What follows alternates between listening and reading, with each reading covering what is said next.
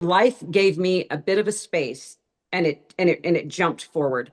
I could have ignored that. I could have been like, yeah, whatever. And believe me, there was many a day of I was like, haha, yeah, today I'm a singer-songwriter. Tomorrow I'm going to be an astronaut and then a ballerina. I mean, like, I didn't say much to anybody around me that I was doing this because I thought they would think I was crazy. Thanks for watching Hot Flashes and Cool Topics podcast. Be sure to subscribe and ring that bell to catch all of our conversations. Now, on to the show. Welcome back to Hot Flashes and Cool Topics. Today, we are covering one of the cool topics, which is women in music who are over the age of 40. And we are excited to have Lurleen Ladd, who is the founder of Wavemaker, on the show today. Welcome. Thanks so much. Really glad to be here. It's interesting because we were contacted about what you're doing, and we love hearing about women who are working to change the narrative for midlife and open opportunities. And so can you touch a little bit on what Wavemaker is and why you decided to create it? Absolutely. Well, it's Wavemakers because there's more than just one of us. That's very So true. we started this well, important. Yeah, it would take way more than one of us to make the waves we're talking about. So I came to music a little bit. I like to put some air quotes because I don't think it's truly accurate, but I'm going to say late, which means I was almost 40 when I started to write and perform music. And that experience was enlightening. Let's just say first to be somewhat of a beginner. I mean, I had taken piano as a kid, and that I know a lot of people have that in their experience, but they don't always go on to become professional musicians. So at 37, 38, when I started, I felt a lot of pressure because I felt like A, I was late. B, I had to hurry and acquire just as many skills as I possibly could because I was trying to catch up to my peers who were the same age as I was at the time.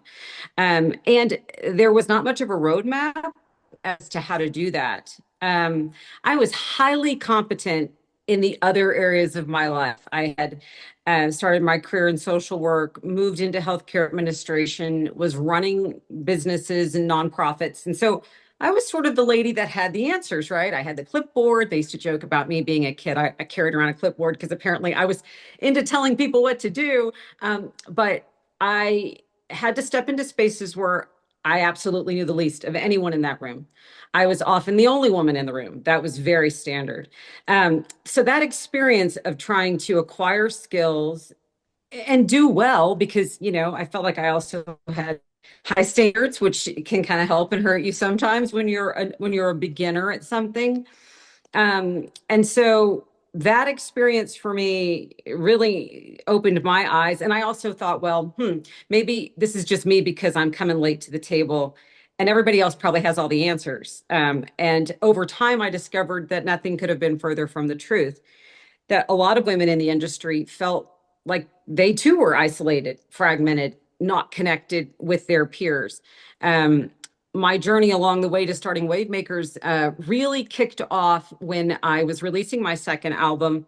And I sort of felt like it's, starting to get the sense of I can't be the only one who feels this way. And so we did a nationwide search for some woman to open for the release of my second album. And when I did that, we were flooded with women over 40, which was really relevant to my experience. I didn't know I was going to start a company that was just about women over 40 in music, but I really wanted to hear from women like, what's it like? What's it been like for you? Have you been at this your whole life? Are you new to it? And we had a massive amount of response of women sharing their stories around music. And it was clear that so often music was what was at the center of their lives. It got them through divorce, loss of a spouse, job losses, bankruptcies, all these things. And they kept coming back to music as the central core value for them. And there are myriad reasons of why that is from sort of the industry perspective. But I also just didn't feel supported, even sort of at the peer-to-peer level. So, very long way of explaining to you, I created Wavemakers because I wanted more women to feel connected to each other in this industry. I I also my team is all about not sort of let's figure out how we can fit neatly into a ridiculously broken system. Like, no, ixnay on that. The music business doesn't love women, experienced women. You know, they kind of are very focused on sort of that prodigy talent, and then, you know, at a certain point, we just disappear because we're not like 22 and a size 2. And so that's kind of BS in my world. So I wanted to not only connect women to each other, I wanted to connect them to economic opportunities for them to continue their craft. And that means going around the existing system. I am not interested in playing nice with a system that really doesn't value women. So we're identifying economic opportunities and a way for women to connect with brands and build their audience outside of the traditional path of the music industry. That's a lot, but there you Yeah. go. But I mean, that's amazing to me that you didn't really get started with the music part of this. You Yeah. certainly seem like you really knew a lot about the business part of it. Are you maybe not so much in the music industry, but how to Right. get things done? But the music part, I mean, music, I mean, I am the world's worst singer. I am like You're that. I not. love, oh, I am, but I love music. I mean, it just is such a part. If you're trying to get something done, music's right there. I love it. I'm not good at it, but I think that that's so amazing. How did you decide that, hey, this is something I really love? I'm going Right. For to, the how women did you, out there that are yeah, set in a career like you and are successful, but they've always Yeah. had this little whisper of a why something make the Mm. else? jump? What would you say to them? Right. Well, you know, I had been so busy. So my husband's a physician, so I was getting him through medical school. I was raising children. I was, you know, starting. It was time for we kind of come through his training, and there was an opening. And I think this is really important because I didn't engineer that opening. There was just almost a moment of rest right before the next thing came, and I had a little bit of a, you know, of a crisis, a little bit of depression waltzed in because there was a transition point and I didn't know what came next. And what came next surprised me because I had to get still for a minute. And that's where this little voice, like you talked about, this sort of I wonder voice, like I always loved to sing. And I thought, hey, maybe I'll just go take a voice lesson. Like it was something that was so specifically for me. It had nothing to do with all of the tasks that I had. I was like, maybe just for me. And so like I followed that one little step and then that this everything came out of that one moment because out of that voice lesson a little while later I literally just started writing music and I know that sounds sort of crazy and fantastical, but what it was is there was a gap that I didn't quickly fill with 1,000 tasks. And I think my body was ready. And mm, I had been on that, you know, hamster wheel of next thing, next thing. Oh, when this happens, then it's going to be, then we're really going to start. Then life's really going to start.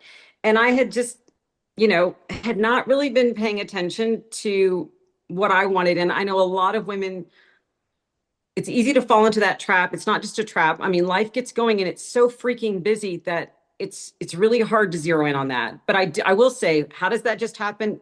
Life gave me a bit of a space and it jumped forward.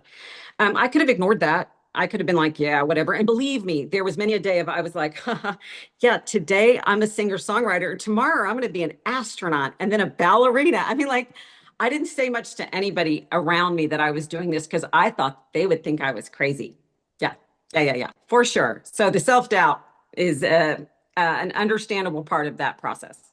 Right. I think a lot of people don't share that because they're worried about the naysayers. Maybe they Hmm. don't share what they're going to do because they're like, I know they're going to tell me I'm crazy, but I want to try this. And sometimes you just keep quiet about it. But when was that moment where you're like, okay, we're going to get together. So I need other women. Yeah. right. Well, and I, you know, I for a long time when I did something crazy. I recorded 3 songs and ran to Nashville. Okay, so I don't I don't suggest that as a plan, but but it was sort of a, you know, that's kind of me like rush headlong into something. But I actually got some pretty good feedback when I was in Nashville from publishers. So it gave me a little bit of grounding to kind of come out and say, hey, I do this. But for years and years, when I would introduce myself at a party, hi, I'm Lurleen, and I would say that I was this businesswoman. Oh, and by the way, I do this other thing on the side, this music thing on the side. Now, that is me doing that. Nobody did that to me. I did that to myself. And with the release of that second album, I just said, I'm going to quit that. Now, when people ask, what do you do? Who are you? I start first by saying I'm a musician. I'm a singer songwriter. I thought maybe someday somebody would come along and put a crown on my head and say, okay, now you can say the thing that you really love to do and that you are. No, that was me. And I had to do that before anybody else would. And no, I understand exactly what you're saying of women feeling like, do they have permission to do that? Do they have permission to show up with aspirations? I often say that, if you and I were sitting here and talking about an 8-year-old who was taking cello lessons, and you and I were going to go to the recital, and she's up there doing the best she can at 8 on that cello, we know that she's in a learning curve, and so we extend a lot of grace there, right? Oh, she's doing great, and she's better than she was, and she's going to be great, at this. We don't extend that same perspective, I don't think, to adult learners the way we should, because it's okay to be a learner. We somehow think that adults don't have tolerance anymore for learning, and it is uncomfy.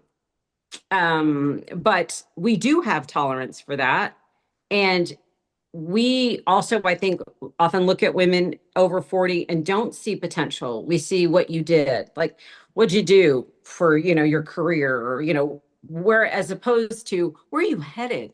Because when we talk about that, we're talking about what do you care about and value so much that's what's ahead of you. And yeah, when it feels like the potential isn't there, I know it needs a reframe. So When we talk to women who are over 40, over 50, over 60, their definition of success is very different than their definition was in their 20s and 30s. How has that played a role in this new career for you? well, I had an epiphany of late, which was if I had had the skill that I have now, vocally and on stage, and I'd had it at 22, I can say without doubt, based on the, and I have a lot of respect for that girl at 22, that young woman at 22.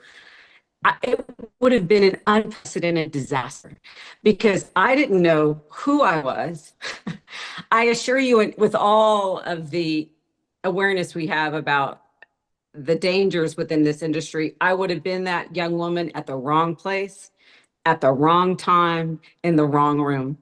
So definition of success for me now is really showing up, and that word authentic, I know gets bandied about, but to be on stage is to perform and render that song in a way that I feel like I did it well. I showed up as myself, and that came through and connected for the audience. That's very important to me and something I work on all the time.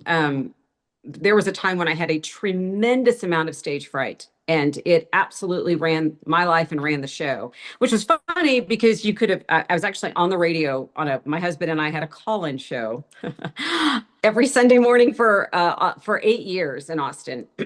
And so being in front of people, or if you threw me up there to talk to a bunch of people, I was okay. I mean, everybody gets a little nervous, but it was within manageable terms. But to get up there and sing, wow, I really had to confront what it meant, why that felt so frightening. Because, hey, you're vulnerable up there. I mean, even on a podcast, you are. I mean, everybody's watching, right? So I had to first really come to terms with why I was so afraid up there on stage. And I mean, it was very much a safety issue. So, but I had a great voice coach who actually worked with me over time to a lot of that. And people who struggle with public speaking of any kind or on stage for any reason, it's really about the nervous system has to kind of calibrate a little bit. And so she had a great thing. She had something called Sing Club. And that's where we would all show up, and there would be an accompanist, and you would get up there and sing a couple of songs. The stakes were low. There wasn't an audience full of, 30 people that you didn't know. They were friends. They were all doing the same thing you were doing. And so she tried to get me to do that class for like a year or two. And I would always be like, oh yeah, I'm going. I'm coming. And then at the last second, I would cancel. just cancel. And so finally, one time she said it, and I go, you know what? I'm not just going to attend it. I'm going to host it at my house. And so I left myself nowhere to run.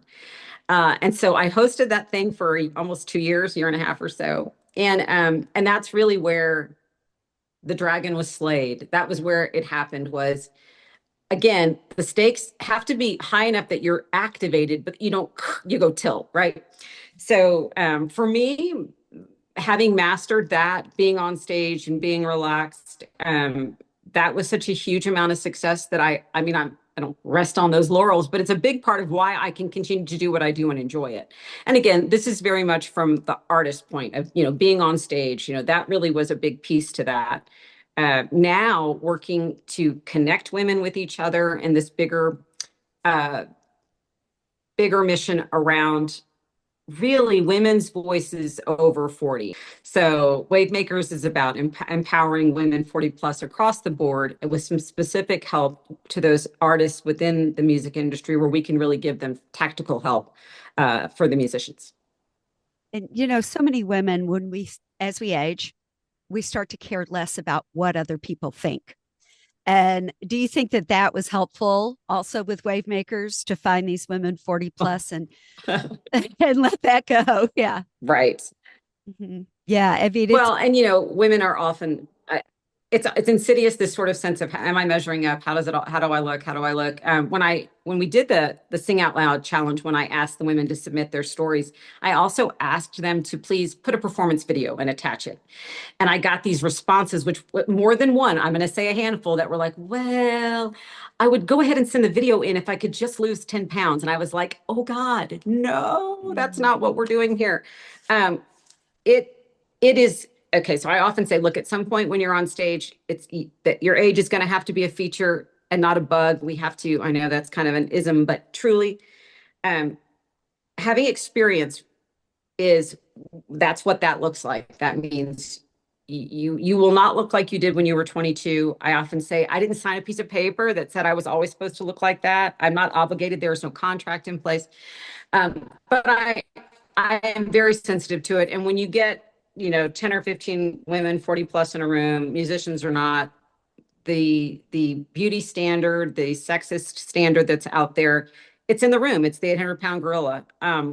And it is a series of tricks, I think, because I also think when I talked about stage fright, I was like, oh my God, if I'm up there performing, they're going to see how old I am and that I'm not like tiny. Like, I mean, literally, of all the things to be thinking about, that's what I think all those people in the audience are going, wow, look at her. She's such a disappointment up there, man. Like, if only what, what size are those jeans she's wearing? I mean, like it's just so insidious that, it gets in the way. And so when we talk to women, I'm always like, it's impossible to shut it off. But if we can just turn the volume down just a bit, on that stuff, you have to sort of say, I'm going to put this much into it, into the hair, into the whatever, and then I'm going. Because otherwise it's a non-starter. You don't get to do anything. You get to sit at home and stare at the mirror. I mean, there's no fun in that. And so it's a conscious sort of disengagement and let the chips fall where they may. And if I'm in front of a bunch of people and all they care about is what size jeans I wear and what my skincare regimen is, I'm in the wrong place. So anyway, True. I get a little ranty about that. Sorry. but it is. And that's, yeah. It kind of goes across the board of every professional career. Right. Women have such internalized self-dialogue to criticize themselves and speak about themselves in a way that they would not speak about anybody else that they care about. And it's just ingrained in us. So it goes across the board in every career. Or, am I listened to in the boardroom? Am I still have value in this career? But with companies like Wavemakers making a difference, that narrative is changing. So what has the response been since you've started it? Yeah, so that's been exciting. So we again started with this Sing Out Loud challenge where women sent in their stories, and then we formalized all of this in 2023 and opened up a grant to women 40 plus in the music industry. So we cleverly named it because we're a bunch of songwriters, 5 for 5 in 25. So we opened a grant out. It was really for women in Central Texas, and we, again, amazing response from all these women in music. And we couldn't pick five. So we picked six. It doesn't rhyme, but we still managed to get through. So we did six women at $5,000 each for grants. And then we did an additional five at $1,000. So the response from the grant was huge. And that's sort of in the data, right? We also submitted requested women to sign up as members and to complete a survey because we really want to gauge their experience. If you're going to try to solve the problem, for God's sakes, please ask them what they think the problem is. This is key, but many times in organizations, and even some for women, we seem to miss the basic thing of what do we ask them what they need. Is a great place to start. But out of that, the response from the community within the music community was very strong. Oh my gosh, yes, please. Like there are other grants in the city of Austin and, NEA grants and that sort of thing. And I specifically said, and, you can shoot me for it. I said, I don't want these women, these 40 plus women, I don't want them competing against somebody who's 22. I don't want it. And because I started the organization, I can do that. And so I really wanted these dollars focused at these women specifically.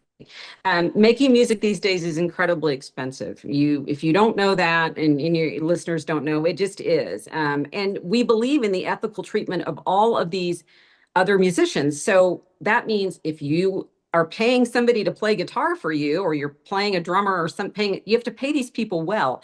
This idea that we're all doing this for exposure is part of this that starving artist trope. And professionals are paid for their services. And so a professional woman who is creating music, there's just hard costs, there's expenses to that. So getting the money into those women's hands was key. They know what to do with it, by the way. They don't need a lot of parameters on that. So the response to the grant was huge. Within the industry, lots of nodding heads. Yes, you keep doing that. But what I found particularly touching, again, were the people's response outside of music, because they were like, yeah, these women shouldn't be forced off stage. Some of the women that I admire the most are over 40, or I didn't know she was over 40.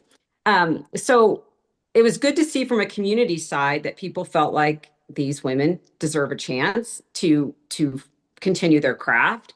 And I also felt like Bridget asked, like about those women who might have been like me, who were like, oh, there's still time for me. That to me was super important that was made available to them. Yeah. So the response has been great. And I also think from the musicians themselves, some of really special moments have been just one walking up to me saying, I can't thank you enough.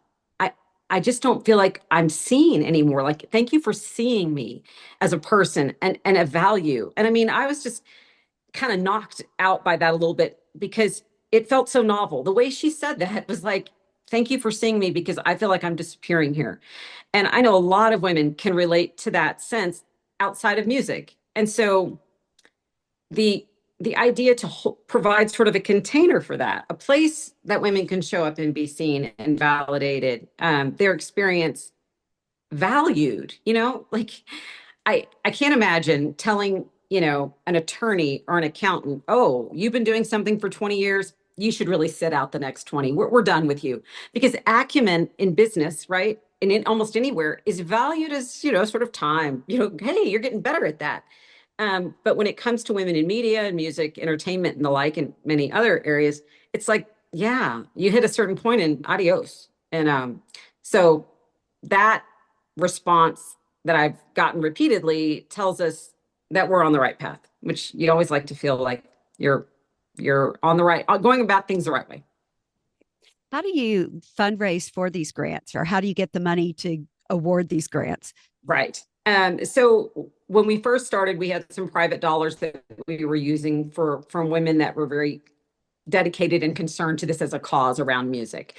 Where we go now is starting to work with brands that understand and value their relationship with that 40 plus demographic of women, right? And we know, I know the three of us probably know quite well that women 40 plus make the majority of the purchasing decisions in the United States. So, ignoring us would be at their peril. So so we're looking for brands to connect with that really understand this demographic and want that group of consumers, if you will, to feel seen within their brand, just the way women feel seen within Wavemakers. And so the funding for our future work will be coming from brands. We've established some partnerships in Austin, and we'll really be kicking that off into 2026. So like our grantees from last year, working with brands is a way to help develop an audience that again goes around the existing process, which would be like if you guys wrote a couple songs and put them out on Spotify. It's hard, even though that's the path you go for distribution that we would be most understandable, right? I think at this point, I can't remember what the latest stat is. It's something like, I don't know, 500,000 streams just to have sort of gotten to a minimum wage. So streaming and the way the industry is organized right now is not really self-sustaining. So we are looking for opportunities for our female artists to connect and build audience by pairing up with a brand. And that is the innovative way around. So if that makes sense. So yeah. So go ahead. It's a smart business model, because if you had told us that model when we started 6 years ago, we would have said good luck to you. But there's so many companies now in the last 3 or 4 years that are starting to realize the power behind this demographic and that the money is there. Excuse me. So I think that that's a very smart way to go forward in connecting brands, whether they're doing, I mean, I don't even know if they use the term jingles anymore. Do they use the term jingles anymore? But, Sure. for commercials and promotion and to do music spots. And there's so many different avenues that you could work that within. How has the response been from the brands? It's been exciting. So we've worked with Austin Woman, which is a magazine and experience bigger than just a magazine, more of a big media company here in Austin. And they have been doing business awards for years. And I've been a part of that in the past on the business side. And this year we did something they'd never done before. So, you guys have been to conferences where you walk on stage and you walk off. Well, they were using canned music, probably. I'm sure they were using Who Rules the World by Beyonce, which we love that. But the problem is that you don't get those licenses cleared. You can't do anything with that online. Because it'll get pulled down. So Wavemakers went in and soundscaped that entire event, and it was all original music by Austin artists that were accompanying the women walking on and off the stage. That had never been done before, and not only that, those women were paid for the licensing of their work. We also had one of our artists open the event. So in a simple way, just conferences, right? A woman's conference should have original music created by Wavemakers. I will say any conference out there, we're down to do that. So soundscaping like that is something that's so simple, but people don't realize the power that's in that. We also then had a playlist that was given to all the attendees, and so they took that music with them. Those are simple ways. And obviously, like you said, a jingle, of course, and we do custom music for brands as well. So a lot of times, I think when we think about like Nike, of course, they have some ginormous budget for music and integrated campaigns. But when you think about a small to medium sized business, it may seem extremely daunting. Like I wouldn't even know where to start. And that's one of the things that on the business side of Wavemakers, we make very easy for small to medium sized businesses to integrate music into their marketing and in their general business plan. We have a deep bench of people that have that in their background on the PR and marketing side to facilitate that and provide those opportunities. Then you also have South by Southwest there. Right. Are you all involved in either of those in any way? We did a slight activation last year. We'll be doing more this year. Unfortunately, we'll start with South by, since that is huge industry, everybody comes together on the film side as well as music and tech big time. So they're shifting a little bit. And so shifting a little bit away from music this next spring, which was, we were all a little bit like, oh, but we will actually have some pretty big announcements come South by this time this year. We're announcing some big brand partnerships I can't talk about yet, but they're definitely doing that during South by simply because it is such you sort of pull all of these industries together on media, and I think it's the right time for us. ACL is that is a huge, as your daughter knows well. We would love to see, because I can put this out here on my wish list. I would love to see in a future ACL a Wavemaker stage where we really are focusing on those artists 40 plus. That's on my wish list. I think that would be great. Yeah. Absolutely. And I think, what is your dream for Wavemakers? I know locally you're in the Austin, you've done some things in Texas. Mhm. What would you like to see happen for Wavemakers? I would like to see this as more of a social movement where we have many, many women 40 plus part of the Wavemakers Circle, where they are able to connect in a place for them to feel safe and seen. And we will always be servicing those artists on the industry music side. That we're going to do. But I would like any woman over 40 to feel like if she's a member of Wavemakers, that she feels that's a place that she can show up as herself. And, if music is her passion, we have a way to help her with that. If it's throwing pots or she wants to be, the CEO of her own company, that she finds support for those endeavors. Um, I want women to feel like now is the time and that they don't need to put off what they are figuring out matters most to them. That's what I talk about. The world needs more women who are happy and fulfilled now at 40. And it's such a critical time. It's when everything, like I said, in my life, there was a moment where it opened and then this kind of came in. There were probably times earlier than that where it was sort of kind of going, hey, maybe you want to pay attention to this.